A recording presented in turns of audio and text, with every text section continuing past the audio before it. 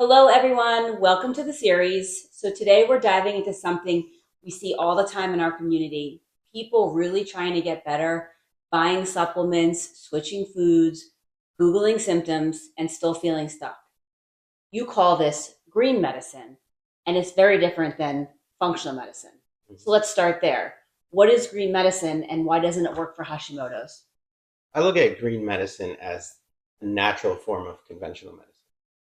And a lot of people who are kind of new to this functional medicine, um, coming over, especially coming over from Western medicine, will often do this. They'll kind of swap out medication for an herb, or they'll say, "Oh, I heard this is turmeric's the best anti-inflammatory, and somebody's inflamed, so let me use that."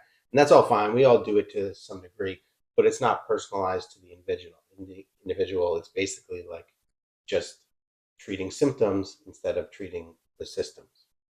Oh, I love that. So you're saying green medicine treats symptoms and functional medicine treats systems. Can you explain that a little bit more? Sure.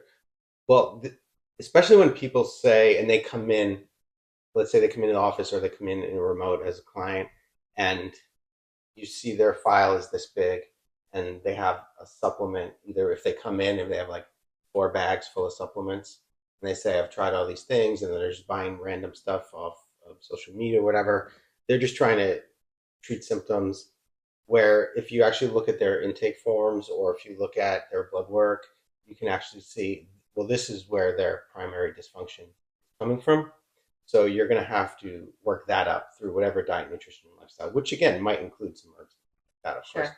But it's not, if you're just kind of throwing patchwork supplements on top of problems, you're never really getting down to the system level. So again, for example, you might say turmeric is a great anti-inflammatory. Of course it is. Maybe everyone should take it. But um, if you try to figure out what mechanism is driving the inflammation, then you have a better go at figuring out what's actually wrong with the individual. So I guess in green medicine I love to some degree, but it's not customized to what's going on for that person, and that's why, especially for Hashimoto's patients, it doesn't always work or it doesn't work well for most of them because it's so complex and it's driven by the immune system and there's so many different things like what we call comorbidities, like multiple things going on at once.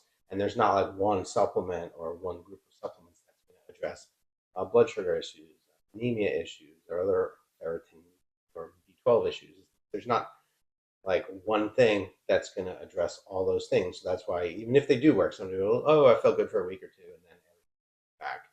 So you see that all the time, where you're just trying to treat symptoms instead of like getting down to the underlying systems. For Hashimoto's, you might have 2 systems dysfunctioning. You might have 12 systems dysfunctioning. Uh, or so if you don't really start to get through those in a systematic fashion, then you're going to fail with